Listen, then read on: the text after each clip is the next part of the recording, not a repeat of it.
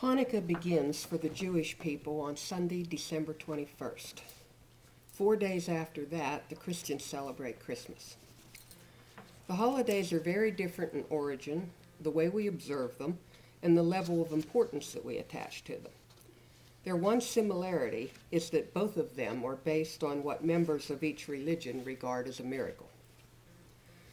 Hanukkah originated in 165 BC when a small group of Jews, led by Judah Maccabee, overcame their Syrian Greek oppressors who were attempting to convert all Jews to their religious beliefs, by force if necessary. It didn't work. The Maccabees regained control of the Second Temple, but found that it had been defiled by the Syrians.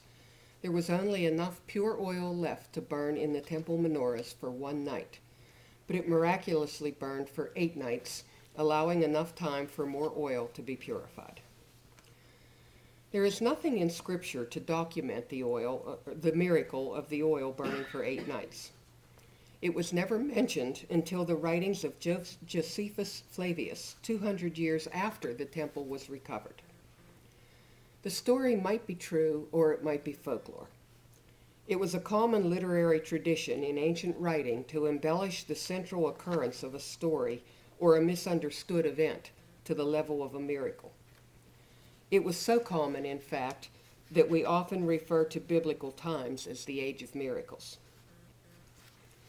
In our modern times, we don't get God handing out stone tablets, the Red Sea parting, or any other larger-than-life happenings we read about in the Torah. If we want miracles, we rely on Hollywood to conjure up a few on the silver screen, because we know that in real life there aren't going to be any. I, for one, believe that to be totally, completely wrong.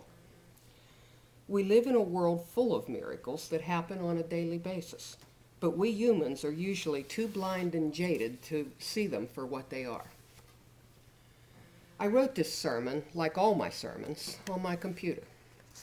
While I was doing it, I got an email from my nephew's wife in Hawaii containing a picture of a rainbow that she had just taken a few minutes before she sent the email. Then I got an email from my niece in Virginia and an online telephone call from my sister in Utah.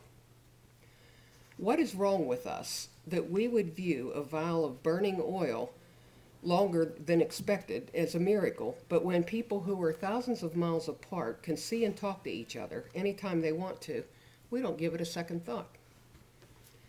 I don't have a doubt that the ancient Israelites would have viewed our technology as the miracle it is if they could have experienced it. In 1969, our country sent Neil Armstrong to the moon, and we sat in our living rooms and watched him walk on it. Is the Red Sea parting really any more miraculous than that? There's an old saying that when something happens for the first time, it's a miracle. When it happens twice, it's luck. When it happens the third time, no one notices. Unfortunately, that's true. We have miracles put in front of us every day, and we're just too busy or preoccupied to pay any attention to them.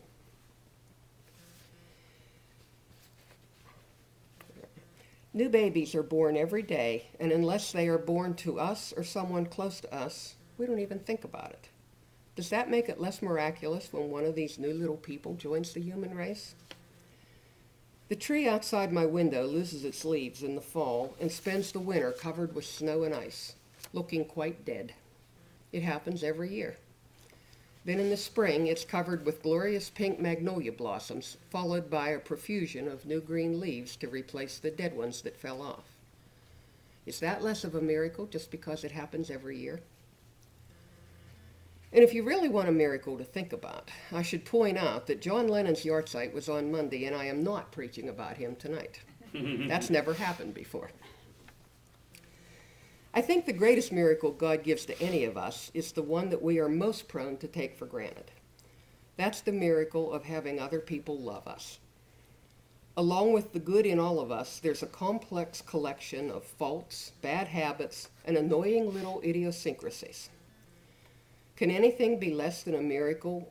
Can it be anything less than a miracle when another person can look at our considerably less than perfect selves and love us anyway?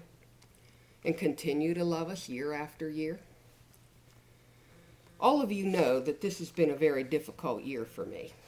In September, I lost a cousin I dearly loved to cancer. My own cancer was diagnosed in October.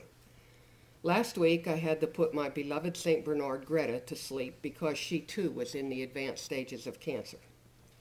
2 days after that, Harry Miller, a good friend and longtime inspiration of mine, died from a stroke. I would like to say that a profound faith in God is what kept me going through all of that, but it wouldn't be true. What has kept me going has been the miraculous love and support I have been given by so many people. What makes it so miraculous is that I have never done anything to deserve it. There are times in life when we don't deserve the love God gives us, but He gives it to us anyway. That's also frequently true of the love of our family and friends. When we are on the receiving end of something so positive, how can we see it as anything but a miracle? I would like to suggest that we all do something a little different for Hanukkah this year.